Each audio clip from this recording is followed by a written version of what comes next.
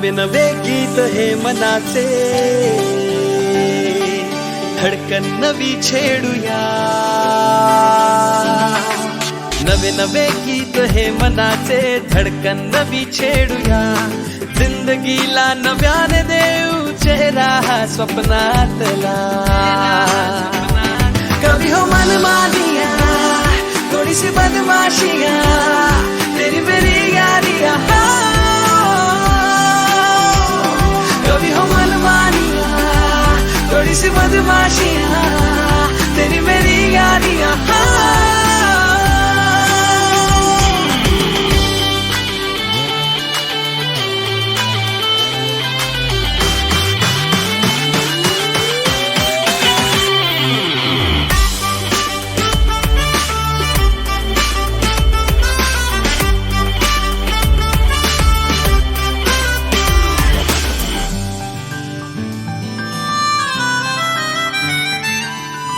नवे नवे एहसास मनाला, कोणी कसे प्रेमात असावे. हो तुझ्या माझ्या मदहोश क्षणांनी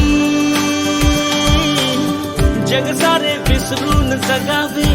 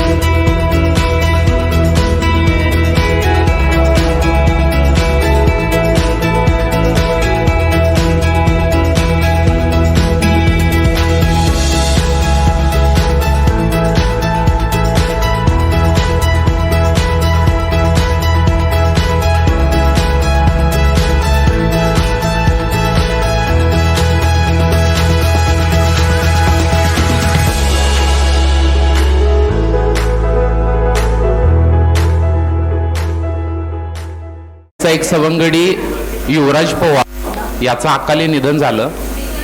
त्याच्याबद्दल आपण सर्वांनी आज पहिल्यांदाच भेटतो इतक्या 20 वर्षानंतर जवळजवळ. तर त्याला आपण 1-2 मिनिटं उभा राहून श्रद्धांजली देऊया.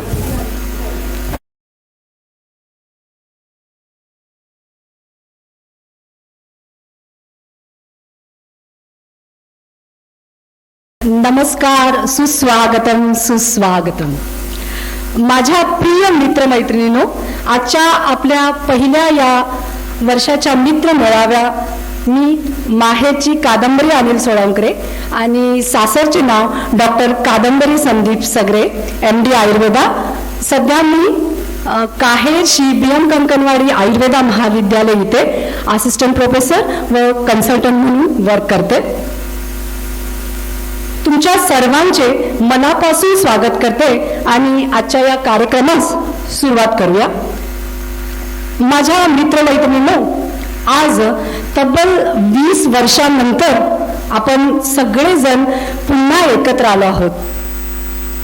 आठवतात ते अगदी मोजके क्षण आणि मोजक्याच आठवणी.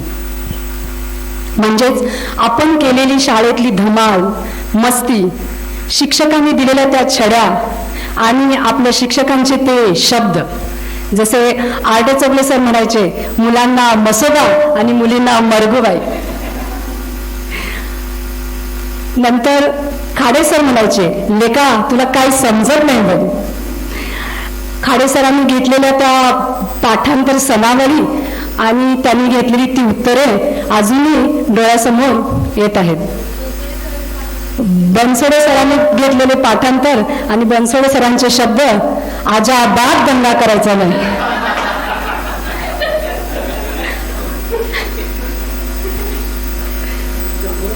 मित्र मैत्रिणी लावलेल्या चांगल्या वाईट सवयी, शिक्षकांना ठेवलेली टोपण नावे, मध्या सुटलीत खाल्लेली ती खारी डाळ, ती फुटली आणि त्या लाल गोळ्या अजूनही आठवतात. पोटात दुखतंय म्हणून सांगून मधल्या सुट्टीत मारलेल्या दांड्या, शिक्षकांनी दिलेल्या शब्बासकी, शिक्षकांची केलेल्या मिमिक्री, अर्धवट शाळा सोडून गेलेले आपले मित्रमैत्रीण, वर्गात खेळलेल्या नवनवीन गाण्यांच्या भिंड्या, नवीन सिरियलवर केलेली चर्चा अजूनही आठवते. आणि सगळ्यात जास्त आठवते म्हणजे 15 ऑगस्ट आणि 26 जानेवारीचा दिवस आपल्या सगळ्यांसाठी एका सणापेक्षा जास्त असायचा. ती गावातून काढलेली प्रभात फेरी, आदल्या दिवशीची तयारी, ती म्हणजे युनिफॉर्म आणि अगदी नवीन शूज, युनिफॉर्म, वेण्या, रिबन याची सगळी तयारी. दुसऱ्या दिवशी गावातून काढलेली प्रभात फेरी, स्वीकारलेले शाळेचे युनिफॉर्म, बक्षीस आणि सगळ्यात शेवटी म्हणजे रांगेत उभे राहून घेतलेली ती 2 बिस्किटे अजूनही आठवतात. प्रभात फेरीनंतर इतकी भूक लागायची की 2च का बिस्किट देतात हा प्रश्न पडायचा. आणि ती केलेली चावडीवर केलेली ती भाषणं अजूनही डोळ्यासमोर तशीच आहेत. निरोप समारंभाच्या वेळी डोळ्यात आलेलं पाणी आलं का नाही ते मला आठवत नाही, पण असं म्हणूया की आलेलं पाणी. भरपूर काही अशा आठवणी आहेत ज्या व्यक्त करायला अगदी शब्द अपुरे पडत आहेत. शाळा आणि हे सगळे क्षण अगदी नकळत सगळे मिस करतच होते, पण कोणी बोलून दाखवत नव्हतं. शिक्षकांनी केलेली कौतुक, चांगल्या संस्कारासाठी दिलेल्या शिक्षा हे सगळ्या अजूनही आठवतात. 10वी संपली आणि सगळे एकमेकांच्या पासून दूर झाले आणि हे दूर गेलेले मित्र मैत्रीण आपण सर्वांनी पुन्हा एकदा एकत्र यायचं ठरवलं, पुन्हा एकदा भेटायचं ठरवलं. पुन्हा या मित्र मेळाव्यासाठी पुन्हा सर्वांनी बांधायचं ठरवलं. हे म्हणजे शाळेच्या संस्कारांनी दिलेली आपल्याला एक शिदोरीच म्हणावे लागेल. चला तर आपल्यातल्या या दडलेल्या विद्यार्थ्याला पुन्हा एकदा शाळा दाखवूया, पुन्हा एकदा शाळा दाखवूया. आपल्या स्थानिक मुलामुलींनी अनेक प्रयत्न करून हा दिवस अस्तित्वात आणला. त्यासाठी त्या सगळ्यांचे मनापासून आभार. व्हॉट्सअप आणि फेसबुकच्या माध्यमातून हा आपला व्हॉट्सअप मुलींचा वेगळा ग्रुप आणि मुलांचा वेगळा ग्रुप बनला गेला.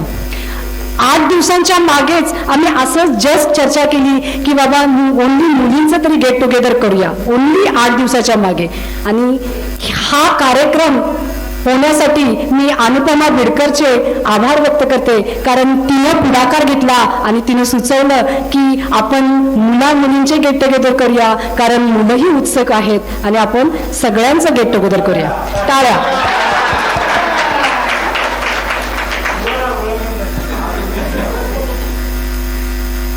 आणि मग ह्या कार्यक्रमाच्या तयारीसाठी सुरुवात झाली. ओढ फक्त इतकीच होती की आपण सर्वांनी एकत्र यायचं आणि एकदा तरी भेटायचं. यासाठी सगळ्या मुलांनी मुलींनी अगदी पूर्ण कामाला लागले. आणि ह्या सगळ्यांसाठी मला एक शायरी सांगावीशी वाटते. मंजिल उन्हीं को मिलती है जिनकी सपनों में जान होती है, मंजिल उन्हीं को मिलती है जिनकी सपनों में जान होती है। पंखों से कुछ नहीं होता, हौसलों से उड़ान होती है, हौसलों से उड़ान होती है। आपल्याला घडवण्यात आणि आज आपण सगळे इथे उपस्थित आहोत या सगळ्यासाठी पूर्णपणे सहभागी असलेले आपले शिक्षक वर्ग, त्यांनी दिलेल्या संस्काराची ही शिदोरीच म्हणावी लागेल। नागाव हायस्कूल नागावच्या सर्व शिक्षक वर्गांना 2002 बॅच तर्फे मी विनम्र अभिवादन करते। त्यांनीच आपल्याला घडवलं आणि त्यांच्याच शिक्षणाची ही शिदोरी आपण पुढे घेऊन जात आहोत। 10वीत संस्काराचे महत्त्व इतकं समजत नव्हतं, पण आज आपल्या मुलांना घडवताना आपल्याला आठवते ती शाळा, ते शिक्षक आणि आपले मित्रमैत्रीण। आपल्या मुलांना सांगत असतो, आम्ही शाळेत असं करत होतो, आमचे मित्र असे होते, आमच्या मैत्रिणी असे होत्या, आम्ही पाढे असे पाठांतर करायचो। आजची मुलं 2चा पाढा पाठ झाला की 9चा पाढा विसरतो, 9चा पाढा पाठ झाला की 2चा पाढा विसरतो। शिक्षक मित्र हे आठवताच, पण प्रत्यक्ष आपल्या सगळ्यांचं भेटणं आणि आपली भेट होणं हे अगदी दुर्मिळ होऊन बसलं होतं। आजचा दिवस प्रत्यक्षात उतरवण्यासाठी आलेल्या अडचणी, त्याच्यावर केलेली मात आणि ते सगळं विसरून सर्वजण इथे उपस्थित राहिले, म्हणजेच हा सोहळा यशस्वी आणि आनंदमयी झाला असे मी म्हणते। या सगळ्या धडपडणाऱ्यांच्यासाठी एक शायरी म्हणजे, जीवन का घरोंदा सजाता है सपनों से, जीवन का घरोंदा सजता है सपनों से, दिल भर उठता है यादों की दस्तक से, दिल भर उठता है यादों की दस्तक से। हर लम्हा खुशनुमा हो उठता है, हर लम्हा खुशनुमा हो उठता है, जब साथ इन यारों की होती है, जब साथ इन यारों की होती है। आणि आता 2002 बॅच साठी शेवटच्या 4 लाईन। यादों का है विशाल आकार, यादों का है विशाल आकार, संजोग रखा है एक परिवार, संजोग रखा है एक परिवार। एक माला के मोती है हम सब, एक माला के मोती है हम सब, यने चमके ज्योति है हम सब, यने चमके ज्योति है सब। नागाव हायस्कूल नागाव, यने चमके ज्योति है सब। मला पूर्णपणे खात्री आहे की इथे उपस्थित असलेला प्रत्येक जण आपल्या आठवणींना बरं जाईल। इतके बोलून मी तुम्हा सर्वांचे पुन्हा एकदा या कार्यक्रमासाठी हार्दिक स्वागत करते। धन्यवाद। बर, ब्रेकफास्ट झाला का सगळ्यांचा? ओके, मी तुमचा होस्ट कैलाश लंबे। मी तुम्हाला आज डेली जे आपले शेड्यूल्स आहेत, ॲक्टिव्हिटीज जे आपण आज करणार आहोत, ते एक वॉक थ्रू देईन तुम्हाला। मी जास्त मराठी बोलू शकत नाही, इंग्लिशमध्ये बोलतोय, समजावून घ्या। दीपक समजावून घे। बरं, ठीक आहे। बरं, मी सगळ्यात पहिला तुमच्या सगळ्यांचे मनपूर्वक आभार मानतोय की तुम्ही एवढ्या शॉर्ट टाईममध्ये सगळ्यांनी म्हणजे इथे येण्याचं धाडस म्हणणार नाही, मॅनेज केलं। आणि ॲक्च्युली मला आठवतं की आपण लास्ट मंडे का ट्यूजडेज हा प्लॅन सुरू केला होता, आणि एवढ्या 1 वीकमध्ये आय गेस 4-5 दिवसातच तुम्ही सगळ्यांनी आठवड्यात इथं मॅनेज केला, त्याबद्दल सर्वांचं मनपूर्वक आभार। आणि ओके, तर आजच्या आपल्या डे टू डे ॲक्टिव्हिटीज राहतील। पहिला एक परिपाठ ऑफ मेमरीज राहील। तर परिपाठ म्हणजे कोणाला काय आठवते? काय कोणाला आठवते? विश्वजित एक माईक दे। नेक्स्ट राहील सेल्फ इंट्रो। तर मी सगळ्यांना रिक्वेस्ट करीन परिपाठानंतर की सगळ्यांनी स्टेजवर यावं, त्यांच्याबद्दल थोडी माहिती सांगावी, इंट्रोडक्शन म्हणजे 10वी नंतर तुम्ही काय केला, कुठे होता, आता मॅरिड लाईफ वगैरे जे तुम्हाला सांगायचं आहे ते इंट्रोडक्शन तुम्ही सर्वांनी द्या। नंतर राहतील फनी गेम्स काही अरेंज केलेले आहेत। आपल्यातलेच काही विद्यार्थी आपण व्हॉलेंटिअर केलेले आहेत गेम्स हँडल करायला। ओके, नंतर आपला राहील फोटो सेशन आणि केक कटिंग। इंट्रोडक्शन नंतर पहिला गेम्स होतील, गेम्स नंतर फोटो सेशन आणि केक कटिंग होईल। त्यानंतर आपण लंच ठेवलेला आहे सगळ्यांसाठी आणि त्यानंतर एक ओपन सेशन ठेवलं आहे आपण मनोगतसाठी. म्हणजे जे आता तुम्ही आठवणी सांगितल्या, तुम्हाला आठवणी काय सांगायच्या असतील, काही मजेशीर गोष्टी शेअर करायच्या असतील किंवा अजून काही मनोगत व्यक्त करायचं असतील तर तुम्ही ते करू शकता त्यावेळेस. आणि नंतर वोट ऑफ थँक्स राहील, एक आभार प्रदर्शन एक राहील. तर एवढ्या बेसिक ॲक्टिव्हिटीज राहतील आणि ॲक्टिव्हिटीजसाठीच आपल्यातलेच आपण काहीतरी विद्यार्थी निवडलेले आहेत, पुढाकार घेतील. ओके, तर नेक्स्ट आता पहिला झाले म्हणजे परिपाठ तर घ्यावं लागेल. तर परिपाठसाठी मी इन्व्हाइट सुप्रिया, अश्विनी आणि Deepali on the stage. Please welcome.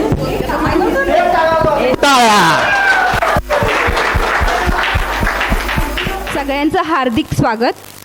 आज दिनांक 29 मे 2022. Welcome all. आज न्यूज आहे, आज आज गुजरात आणि राजस्थानचं फायनल मॅच आहे IPLचं. RCB बाहेर झाले, माझा मूड ऑफ झालेला आहे.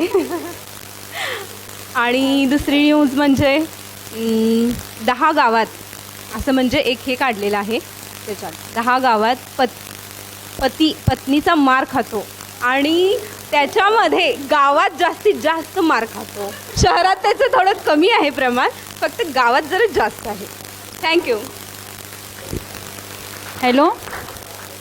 आजचा सुविचार, सर्वात मोठे वरदान म्हणजे खरा मित्र लाभणे. आणि एक कन्सर्ट सर खुश होतील. 2 सुविचार. मैत्री हे एकमेव नाते जे रक्ताचे नसले तरी खात्रीचे असते.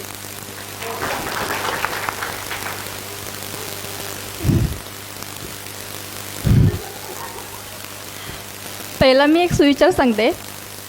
संयमाने माणूस घडतो, संशयाने तो कोलमडतो. काहीतरी नवीन शिकायला मिळते आज. प्रथम सर्वांना नमस्ते. मी सुप्रिया भाऊसाहेब पाटील, लग्नाच्या अगोदर. नंतर सुप्रिया अमोल पाटील. मी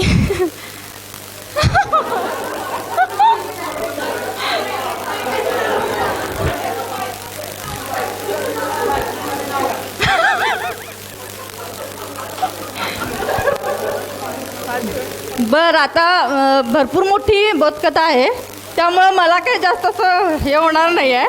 त्यामुळं निम्मी काशी सांगणार आहे. मी काही सगळी वाचणार नाही आहे, भरपूर मोठी सांगितलेली आहे. बरं ऐका. एक व्यक्ती आत्महत्या करायला निघाला होता. ज्या नदीमध्ये तो आत्महत्या करायला निघाला होता त्या नदीच्या किनाऱ्यावर एक वयस्कर गृहस्थ पायी फिरत होता. तो नदीमध्ये उडी मारणार त्याचवेळी त्या वयस्कर गृहस्थाने त्याला अडवत विचारले, अरे तू हे काय करत आहेस?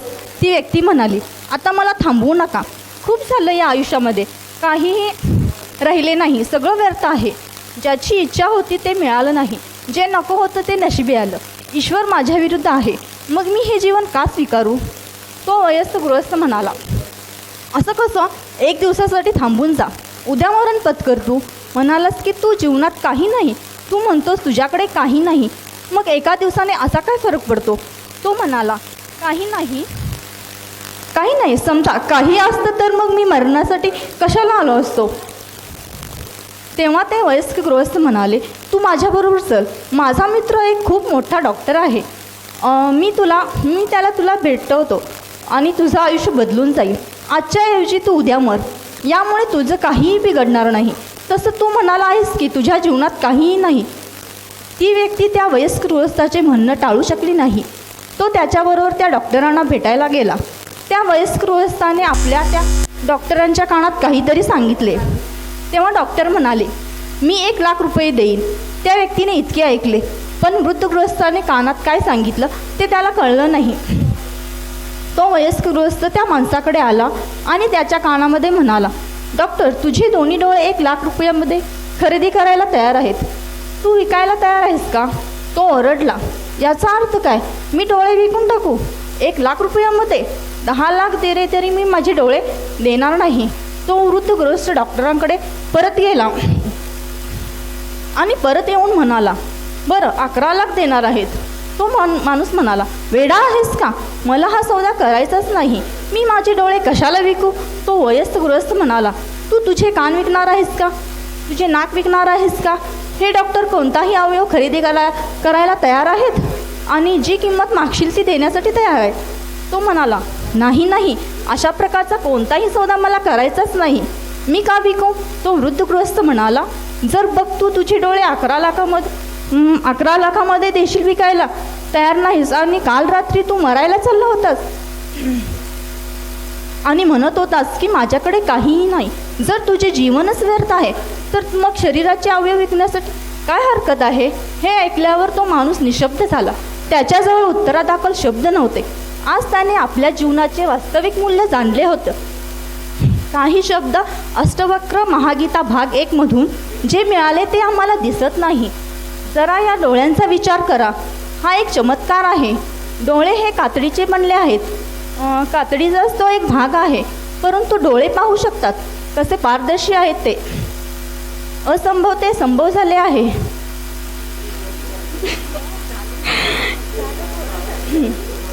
हे कान संगीत ऐकू शकतात. किलबिलाट हवेत घोंगावणारा आवाज, सागरांचा खळखळाट. हे कान फक्त कातडी आणि हाडांनी बनलेले आहेत का? चमत्कार तर बघा, आपण आहोत हाच एक मोठा चमत्कार आहे. यापेक्षा अजून काय मोठा चमत्कार असू शकतो? हा हाडामासांच्या शरीरामध्ये चैतन्याचा दिवा प्रज्वलित आहे. जरा हा चैतन्याच्या दिव्याचे मूल्य तर जाणा. जितकी इच्छा करू तितकं दुःख आपल्या जीवनामध्ये येईल. आपण जर पाहिलं तर न मागता कितीतरी जास्त आपल्याला मिळाले आहे. अभूतपूर्व अशी बरसात आपल्यावर झालेली आहे. काहीही कारण नसताना आपण काय गमावलं आहे? आपली कमाई काय होती की ज्यामुळे आपल्याला हे जीवन मिळाले आहे? यासाठी आपण काय केलं? इथे सगळे आपल्याला भेट स्वरूपात मिळाले आहे, तरीही आपण चिंतित आहोत, तरीही आपण उदास आहोत. धन्यवाद. मी फक्त बोधकथा सांगितलेलं आहे. तात्पर्य तुम्ही सांगायचं सगळ्यांनी. आता मला ही वेगळी गोष्ट आहे. आता शाळा नाही आपली. बर दीपक, पण इथं आल्यावर मिळालं ना, त्यामुळं मी पण तात्पर्य काय जाऊ पोचलेलं नाही तात्पर्यापर्यंत. काय असू दे की. हॅलो बर. म्हणजे देवानं आपल्याला सगळं दिलेलं आहे, पण आपल्याला काय वाटतं की पैसा वगैरे म्हणजे सगळं, पण तसं काय नाही आहे. आपल्या शरीराला पण म्हणजे जे आहे ते आपण हे जास्त महत्त्व आहे. समजलं का? जे आहे त्याच्यात समाधान मानावं. म्हणजे आता शाळेनंतर पहिल्यांदाच स्टेजवर चढलो आहे, त्यामुळे आता काय बोलायचं आणि काय मला आता पुढलं पण दिसेना झाले काय. कारण ते तसं व्हायचं. एकदा मी ते हिंदीत भाषणाला म्हणून गेलो हॉलमध्ये. ते भाषण सोडून माझा पायच एकदम असा हलाला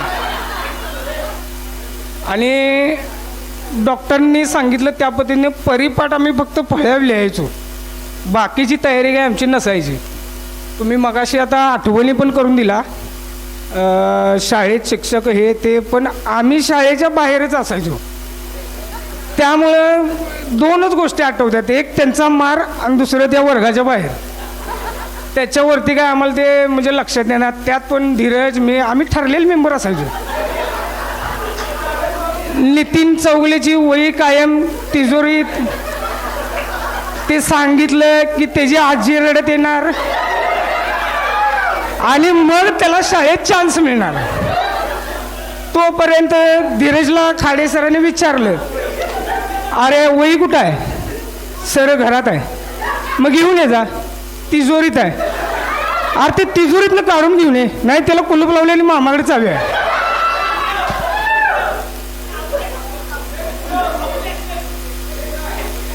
हा मलिक तर काय म्हणजे काही विचारलं की त्याच्या पुढं त्याचं लागली. सर आलो म्हणून गेला की 2 दिवसांनी यायचा आणि विचारलं की एकच, सर पोटात दुखत तू म्हणून गेलो. नाही मी ठरलेलो होतो शनिवारचं मी कधीच आलो नाही शाळेला. मला जर विचारलं तर मी सरळ सांगायचो कान दुखतो. हां बनसोडी सरांनी मला म्हणजे त्यावेळी सकाळी शाळा होती, रंगपंचमी होती गल्लीत. मी आपलं चालू केलं खेळायला. दुसऱ्या दिवशी शाळेला आल्यावर मला बनसोडी सर विचारले, तू शाळेला का आला नाहीस? सर याल तो पोराने कलर मारला, कपडे घाण झाली, घरला गेलो, संपला विषय. मी त्याच्या पुढं कधी काय म्हणजे जास्त. आणि बनसोडे सरांनी मला मारलेलंच आठवते. त्याने कधी म्हणजे तुम्हाला शाबासकी दिली असेल. एक बोधकथा आहे. नाही काय झालं, मुलीच असं सांगत होत्या की बाबा माझं नाव दीपक माने, माझं सासर हे, माहेर हे. तसं माझं नाव दीपक माने, माझं सासर पण नागाव आणि माहेर पण नागावच. म्हणजे माझी मिसेससुद्धा नागावातलीच आहे. बरं मी बोधकथा सांगतो, जास्त वेळ घेत नाही आता. एक लांडगा जंगलात खूप भुकेला होऊन हिंडत होता, पण त्याला शिकार मिळत नव्हती. मग फिरता फिरता एका झाडाच्या ढोलीत त्याला एक ससा बसलेला दिसला आणि लांडगा याला खूप आनंद झाला. लांडगा आपल्याच दिशेने येत आहे हे पाहून सावध झालेला ससा डोलीतून उडी मारून जोरात पळ सुटला. लांडगाही त्याच्या मागे. लांडगा आधीच भुकेलेला हातून पळत होता. पळून पळून थकला लांडगा पण, आणि एका झाडाखाली विश्रांतीसाठी बसला. इतका वेळ ससा आणि लांडग्याची पळापळ.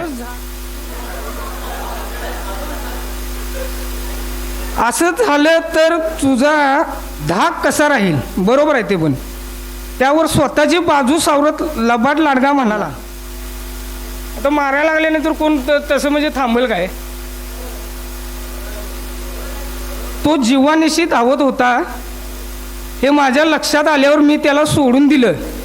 दुसऱ्याचं चांगलं होण्यासाठी स्वतःचा थोडा तोटा झाला तर तो सोसायला हवा.